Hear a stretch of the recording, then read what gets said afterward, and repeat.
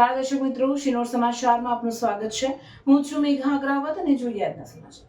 ડભોઈ 18 માસથી અવિરત સેવા આપતું ડભોઈ જૂની માંગરોળ અને સિદ્ધપુર ગામનું યુવાનોનું માની કૃપા ગ્રુપ શ્રાવણ માસના પ્રારંભ અને કરનાળી દર્શને જતા હજારો શ્રદ્ધાળુઓને વહેલી સવારે 2000 ડીશ ખમણ અને 2500 કપ ચાનું વિતરણ કરી અનોખી સેવા ધારાસભ્ય શૈલેષભાઈ મહેતાના માર્ગદર્શન હેઠળ કરી રહ્યું છે।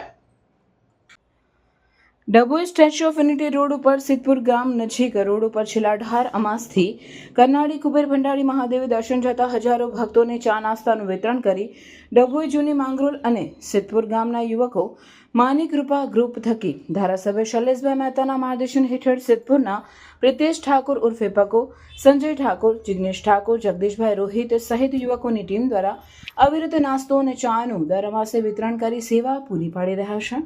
ત્યારે આ માસે પણ 2000 કરતાં વધુ ડીશ ખમણ અને 2500 કપ ચાનું વિતરણ કર્યું હતું। રિપોર્ટર મીત માછી, શિનોર સમાચાર ન્યૂઝ, ડભોઈ। જય ભોલેજી, નમસ્કાર જી।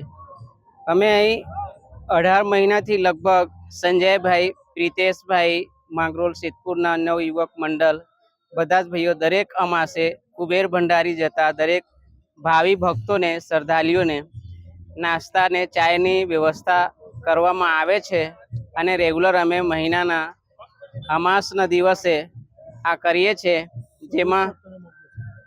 જેના આપણે ડભોઈના ધારાસભ્ય શૈલેષભાઈ મહેતા ઉર્ફ સોટા સાહેબના માર્ગદર્શન નિમિત્તે એમના માર્ગદર્શનથી આ સેવા અવિરત ચાલે છે અને ચાલતું રહેશે એવી અમારી આપ સૌને સહયોગની આશા રાખીએ છીએ। નમસ્કાર।